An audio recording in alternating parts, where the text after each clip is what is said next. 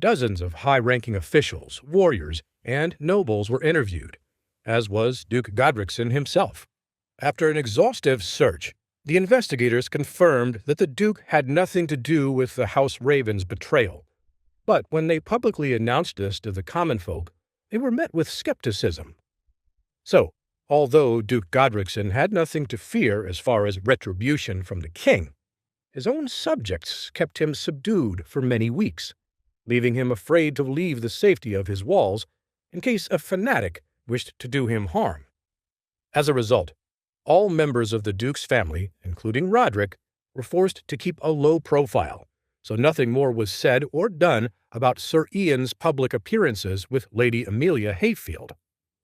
After a while, the High Lord Lightstone and Lady Cecilia left Dunshshire and returned to their compound in Godricson.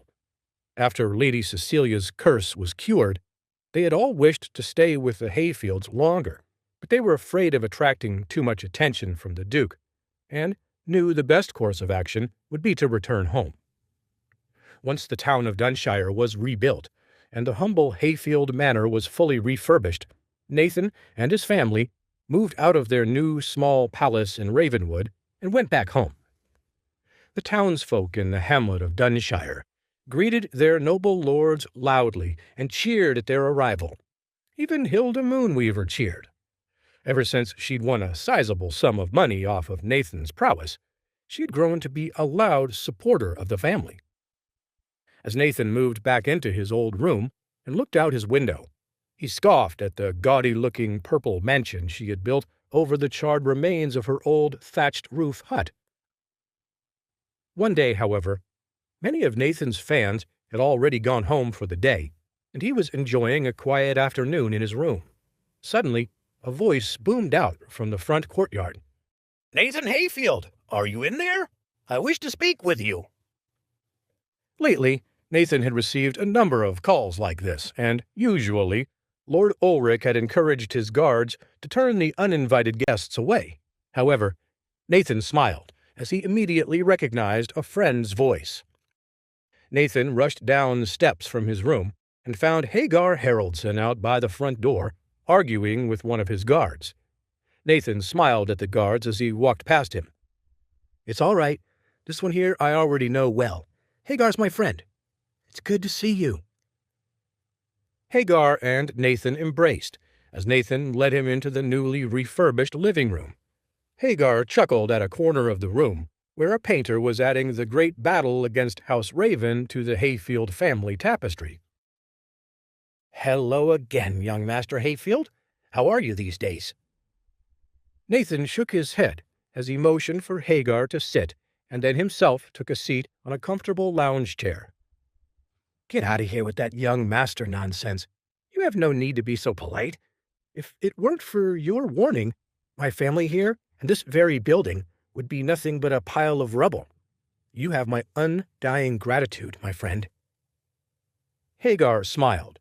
Despite all of his attempts to befriend Nathan up to this point, he still felt reluctant to relax around him.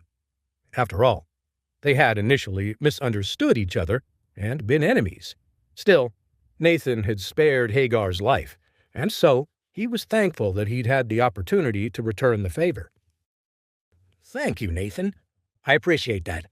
Unfortunately, my visit is not purely for pleasure. I have sought you out here because I bring more urgent news." Nathan leaned forward, with one of his brows raised curiously. "Oh? Really?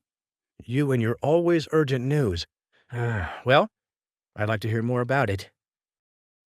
Hagar nodded. "You know Harold's Land is known for its extensive spy networks, right? Well, my father, Duke Haraldson, in particular, has access to an untold number of contacts and informants spread out far and wide across the world." "Of course. You knew of House Raven's attack on Dunshshire before it had even begun. Who else has access to such vital bits of information? What have they all told you this time?"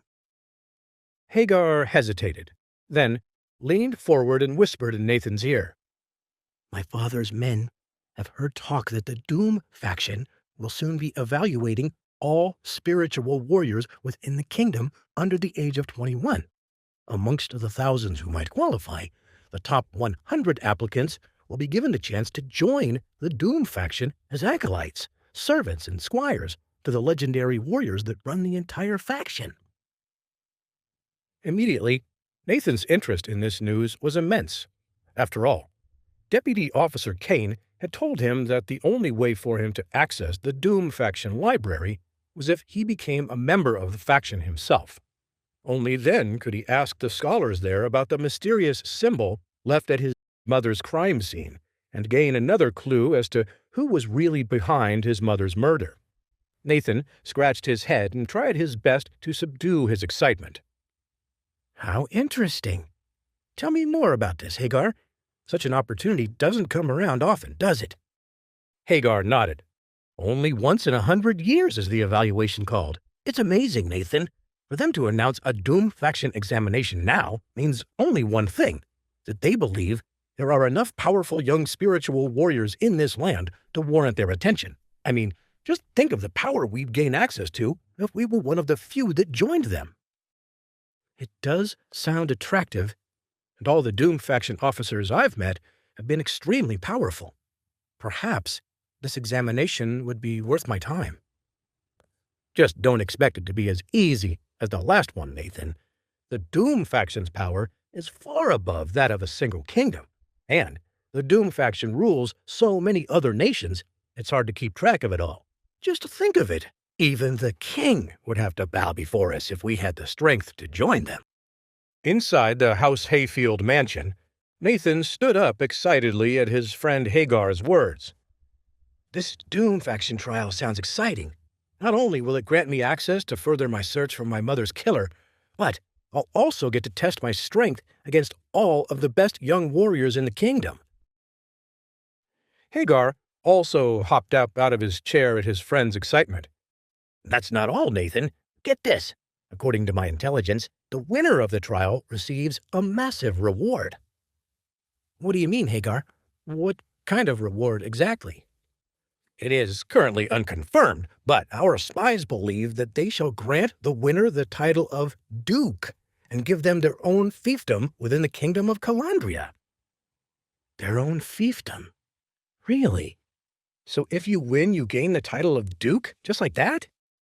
I mean, I don't think I could ever win, but theoretically, yes. However, in your case, you're definitely strong enough to compete for the title. Imagine it, Nathan. In less than a year, you could go from being almost a commoner to the 5th Duke of Calandria.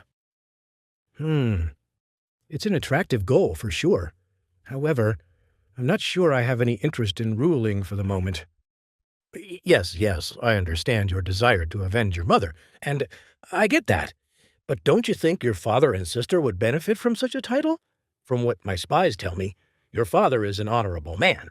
He may lack your fighting strength, but all his subjects seem to praise him constantly.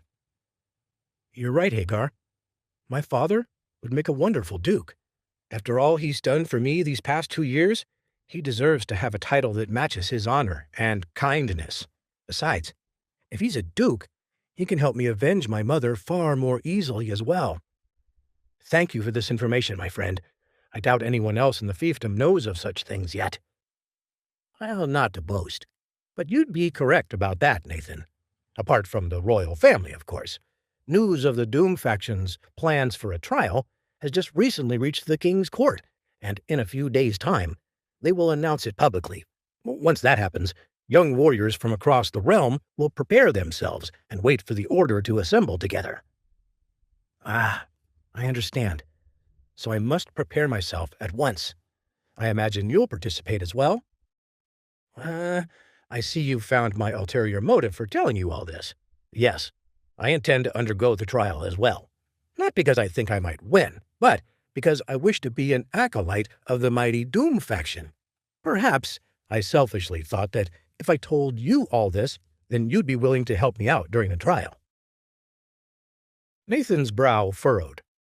He knew very little about what a Doom faction trial might entail. After all, this was no longer a student examination, or even a duel between noble houses. This was a faction-level evaluation, And all that meant to Nathan was that it would be harder and more grueling than anything else he'd ever faced before. Wait, that's not the end. You've just had a free taste. Now get the full story on the Pocket FM app, link in description. Check out our next video and playlist, and don't forget to like, share, and subscribe.